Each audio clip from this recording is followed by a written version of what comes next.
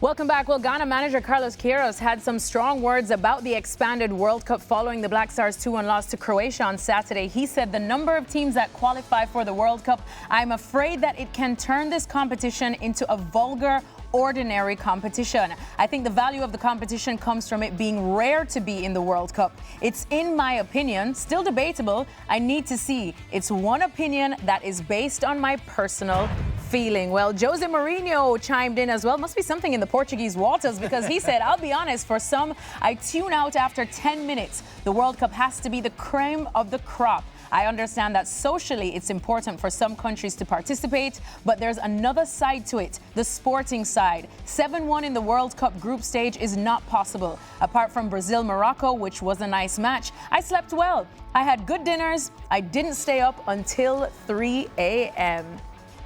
All right, some tough critics there. Mark Ogden is joining us right now, though. Augie, you're usually our beacon of negativity, so I'm going to start with Frank Leboeuf on this one.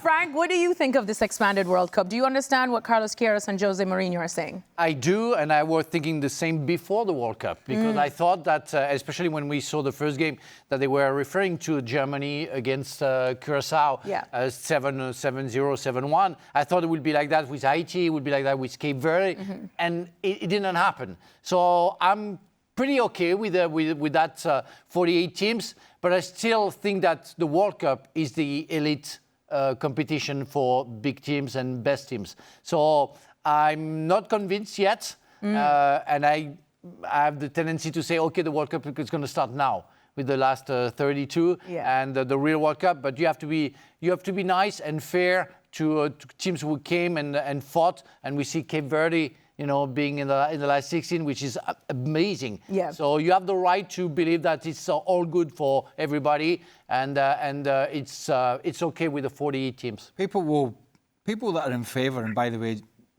Gianni Infantino will try and get it to 64 teams at some point. But people who are in favour of this format will cherry pick the games that have been good and the stories, but they won't talk about all the other games that were kicking off at ungodly hours around the rest of the world that people really weren't watching. There's been a lot of them as well. You're always going to have some stories at a World Cup, regardless of how many teams there are. You can't get away from the fact that, and I know the Euros do it, and that don't necessarily mean it's right, but you are effectively rewarding basically failure, in terms of some of the best third-place teams. And that's, you can't debate that. I mean, it is what it is. There really should be more jeopardy, is my point. So I'm with Frank at the moment. I'm yet to be convinced. And I can see what Queiroz and Jose Mourinho are saying. That being said, it's been okay up to now. You've been entertained. I'm not, well, no, some of the times, yes. Some of the games I wouldn't even reach for the remote control, if I'm being honest with you. But that's the way it is. We have our eyes open to be convinced. Well, Augie, I was joking that you are a beacon of negativity, but you've actually been... I wasn't joking, you're right. But Augie, you've actually been enjoying this World Cup, haven't you? I have, because look, the big stars have come out to play. Messi's been brilliant, Haaland's been brilliant, Mbappe's been brilliant. It's a stage where the best players have to deliver, and they're delivering. So we've got the situation where the best players are doing really well. But we've also got the situation where you've got your Cape Verde story, which is fantastic. Algeria last night, that was a great story as well. And if what you want the World Cup to be, do you want it to be just for the best? Like back in the old days, it was 16 teams, then nobody could really qualify. Or do you want it to be a celebration of the game, a carnival of the game, to give hope to teams that might never get there? And that we've got that with Cape Verde. Now, the point I'm trying to make is that, where do you draw the line? Do you just say it's for the established teams? Well, if that's the case, then Uruguay, two-time winners, were absolutely rubbish at this World Cup. But they get in because they've got a pedigree, they've got a tradition, they're heavyweight in South America, but they bring nothing to World Cups and haven't brought anything to World Cups since 2010 maybe. So I don't think the established nation should have a kind of a stranglehold on the World Cup. The teams that we've seen excite people over here. You can even add Canada and the US into that. I mean, I know the US are a growing nation, but they're not a global superpower, but they've had a great tournament. So I think opening it up actually makes it a better tournament, but the quality will rise to the top. We'll see that. We'll see it in the next knockout stages. By the time it gets to the quarterfinals, there won't really be any Cinderella stories. It'll be France, it'll be Spain, it'll be Brazil, Argentina. So everybody gets what everybody wants. When you see the graphic, I don't agree with the graphic with the most goals scored, in 2026. I'm going more global on that, where I really think that club or teams don't know how to defend anymore. players don't know how to defend. They know how to attack, but they don't know how to defend. And coaches are responsible for that. Most of the time, they work on the attacks and what they can do. And it's good for the football. It's good maybe for the entertainment. But as a former defender, when I say that, I wasn't a great defender. I met and I played against many fantastic defenders who doesn't exist anymore. Those tough guys which is hard to beat. Old school defending. It's like everybody is beatable. It's like all Frank Leboeuf, in defense. Offensively, it was another story, but defensively, I really think that if you have many goals, it's because you don't have real defenders. What was the graphic saying? I was saying that... I should have been paying attention. Don't worry. 2026... I've got to say, the language from Queiroz is disgusting. Calling it vulgar. Vulgar. That is... Yeah. That's a horrible word. And Jose, I think, is being very insular. I think we're seeing by the likes of Italy, who couldn't even make it, that is another story. Yeah. But we're seeing some of the underdogs, the minnows, that have been allowed to get into the tournament, actually qualifying and going through. And actually fighting. Absolutely, but you fell in love with them. Because it's the first time I've seen Haiti at a World Cup. It's the first time I've seen Cape Verde and Curacao. So why not? Why has Jose got to be insular and just think, it's got to be Portugal, it's got to be Brazil, it's got to be England, etc., etc.?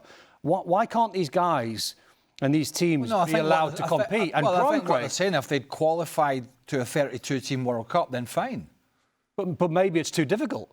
So why? Well, that's the whole essence. That's the whole essence of qualifying for a World Cup. It has to be difficult. Why can't Curacao move on from this and grow from this? Same as Cape Verde and all these minnows that have qualified and done really well. They should be allowed to then move on, strengthen. It was the same probably with some African teams back in the 80s and the 90s. Yeah.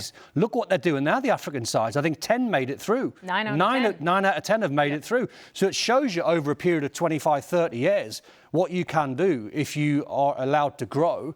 And maybe this is the future for some of the minnows. I've got two issues here. With the goals, not an issue. The goals scenario, I think, is Frank's right, because the game has changed. Right, it's not because of the World Cup's 48 teams and Gianni Infantino is a genius. It's because the game has changed. There's less emphasis on defending. The full-backs don't defend as much. Yeah.